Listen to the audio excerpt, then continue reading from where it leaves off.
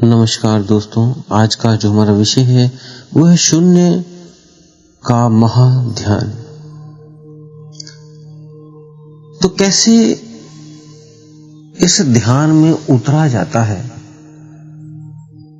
क्या प्रत्येक व्यक्ति के लिए ये संभव है? कौन सी परिस्थितियां बनती हैं कि जब वो महाशून्य में पहुंच जाता है?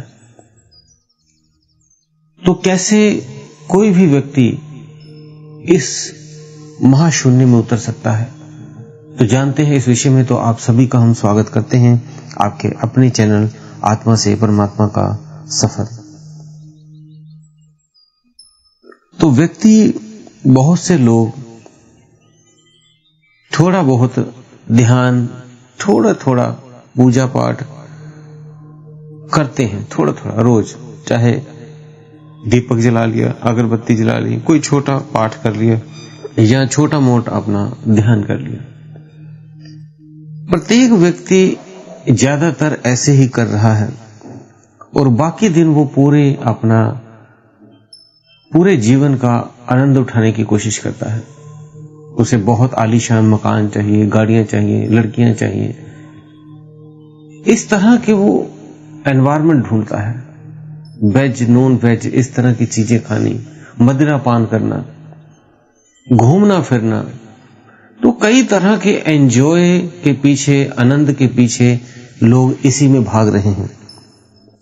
और जिनको ये ज्यादा आनंद इस तरह के मिल जाते हैं, वो परमात्मा की तरफ जल्दी नहीं मुड़ पाते। वो इसी जगह चोंद में, इस माया जाल में कैद हो जाते हैं और इसी में आनंद कर करके, रोज एंजॉय कर करके सोचते हैं हम बहुत अच्छा जीवन व्यतीत कर रहे हैं।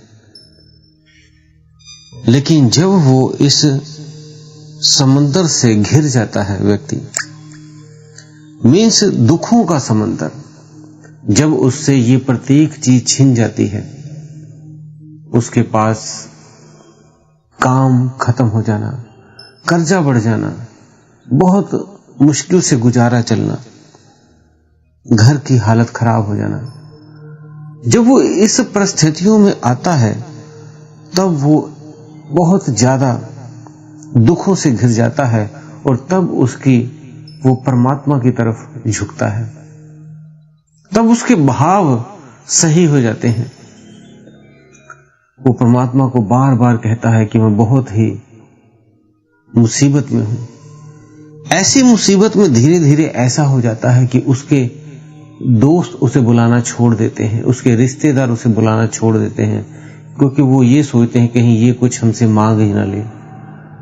उसके धीरे धीरे भाई भी उससे कतराते हैं कि कहीं हमसे कुछ मांग ना ले। धीरे धीरे कभी कभी तो ऐसी कंडीशन भी आ जाती है कि उसके स्वयं की पत्नी भी उसे छोड़ जाती है।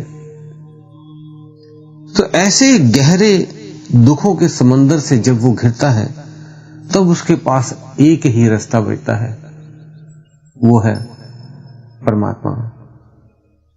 उसके अलावा उसका और कोई सहारा नहीं उसे दिखता। तब वो उन घने दुखों से, भरे हुए दुखों से उस परमात्मा के पास पहुंचता है। कहीं मंदिरों में, कभी मस्जिदों में, कहीं गुरुद्वारों में, तो कहीं पीर फकीरों के पास। वो उस समस्या से निकलना चाहता है, लेकिन ये ब्रह्मांड, ये नेचर उसका टेस्ट ले रही होती है। जब आप पूरे अंधकार में पहुंच जाते हैं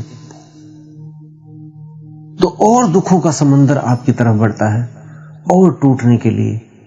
जब आप पूरी तरह टूटते हो, तब आप समझ जाते हो कि कोई रिश्ता, कोई धन दौलत, कोई दोस्त मित्र, कोई भी आपके साथ नहीं है, आप अकेले हैं।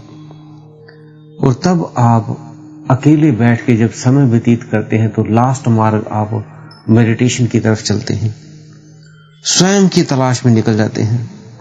और तब आपका टर्निंग पॉइंट आता है। और तब आप जब ध्यान की स्थिति में गहरे उतरते हो, तो ये चीजें आपको तो मिलती हैं, लेकिन आप इन चीजों से फिर परे ही हो जाते हो। आपको पता होता है कि जब आप ऐसी स्थिति में थे तो आप अकेले कहां कहां जाके बैठते थे, कभी पार्क में, कभी समंदर नदी के किनारे, कभी खाली ऐसी जगह में जहां कोई ना हो, और उस शाम का, उस सुबह का, उस अंधेरे का, उससे अकेले आप बैठे रहते थे। उस अकेलेपन में आप भीतर जन्म होता है ध्यान का, मेडिटेशन का। और तब जब आप ध्यान उसके बाद शुरू करते हो, तब आपके जो विचार हैं, आप उनसे इतना लड़ रहे होते हो कि विचारों का समंदर भी खत्म होने लगता है। आपने जो खाली समय अलग अलग जगह बैठ के बिताया है, वही खालीपन आपको शून्य की तरफ, सन्नाटे की तरफ, उस परमात्मा की तरफ आपको ले जाता है। कि तब आपका ये, आपको जब आप इस ऐसी स्थिति में देखते हैं तो आप देखते हैं कि ये घर, ये पैसा, ये रिश्ते एक दिन नहीं भी छोड़ोगे तो ये आपको अपने आप छुड़वा देंगे। एक समय सभी का आता है जब उसका घर छिन जाता है, उसके बच्चे, वाइफ, घर, गाड़ी, बंगला सब छिन जाता है, वो है उसकी मृत्यु। तो वो उसको इतनी नजदीक से उसके पास पहुंच के आता है कि फिर वो जब ध्यान की स्थिति में जाता है तब उसे पता होता है कि ये कोई भी चीजें उसके पास स्थायी नहीं है। तो आप भी ऐसी स्थिति में जब हो तो आपका अभिमान जो चकनाचूर हो जाता है, तो आपका स्वयं का अस्तित्व भी जैसे खत्म हो गया होता है। ऐसे ही ध्यान की स्थिति में भी फिर आपको होता है, क्योंकि ध्यान की स्थिति में आपका स्वयं का नाम भी भूल जाना, स्वयं के रिश्ते भी भूल जाने और स्वयं का शरीर भी भुला देना ही ध्यान की वो अवस्था है। और जब आप इसमें प्रवेश करते हो तो स्वतः ही इसको भूल जाते हो।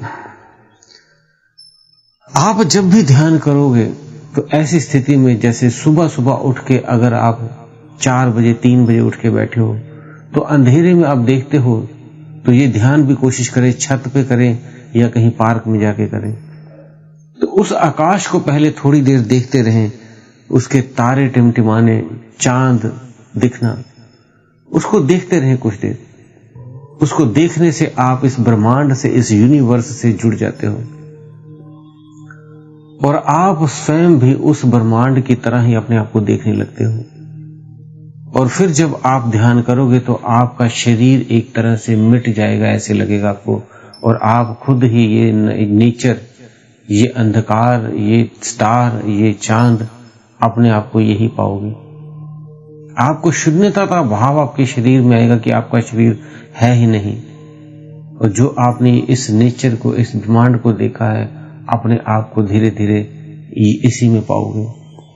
और फिर जब इस अवस्था से भी पार होगे तो आपको ना ये ब्रह्मांड होगा, ना ये धरती दिखेगी, ना आपका ये शरीर होगा। इससे परे की अवस्था में पहुंच जाओगे, वो शून्य से पार की अवस्था शुरू होती है। क्योंकि जब आप शून्य से परे होने लगते हैं तो शून्य मीन्स खालीपन, जिसमें आपको सुख, दुख और इच्छाओं से आप परे हो जाते हो।